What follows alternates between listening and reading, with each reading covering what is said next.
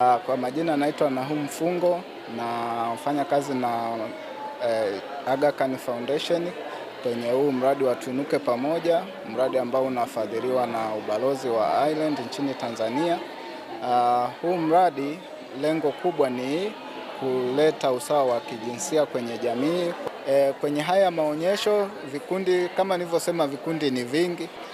Kwa sasa hapa tuna vikundi 10 ambao wao wamekuja kwa ajili ya maonyesho, lakini pia 10 wamekuja kwa ajili ya kujifunza na kuona teknolojia mbalimbali. Kwa hiyo wito wangu mimi ni kuwasihi hao wana vikundi waliofika hapa wajumuike na wenzao waweze kuona hizo teknolojia ambazo ziko tofauti na wao, lakini pia wajifunze kwa maana ya kuendeleza kile walichokianzisha, lakini pia ni sehemu pia ya wao kupata soko ya bidhaa ambazo wanazizalisha. Kupitia haya maonyesho wanaweza wakapata soko kubwa zaidi, ukitegemea tu soko la pale pale nyumbani kwao. Kwa hiyo haya maonyesho yanawaunganisha na wadau wengine. Kwa hiyo kikubwa zaidi ni wao kujifunza na kuona namna gani wana grab hizo opportunity ambazo tumewaunganisha nazo. Kwa majina naitwa Sofia Mumba.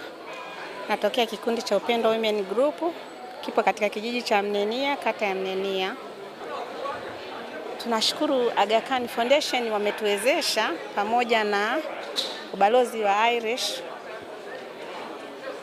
Tumepiga hatua hata kwenye elimu kuhusu ukatili wa kijinsia. Ukatili wa kijinsia sisi kwetu, kizingatia sisi huku Kondoa tulikuwa bado tuko nyuma sana. Tulikuwa tunajua baba peke yake ndo mwenye kufanya kazi ya kutafuta riziki. Mama yeye kazi yake ni atafutiwe aletewe. Lakini kutokana na elimu ambayo tumeipata kutoka Tuinuke Pamoja imetubadilisha. Sisi wenyewe ni mabalozi wazuri. Ile elimu ambayo tumeipata tunaifikisha kwa jamii kwa kupitia mikutano mbalimbali ya kijamii, ikiwemo mikutano ya hadhara, kwenye sherehe, kwenye maharusi. Kwa majina naitwa Rehema Hasani, napatikana Chamwino Ikulu. Kikundi chetu kinaitwa The Winners Women Group.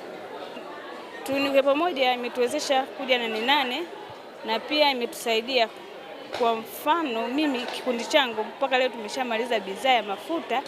Nashukuru watu wa Aga Khan na watu wa Ireland kwa kutusupport sisi wanawake kwa habari ya kutuinua kiuchumi.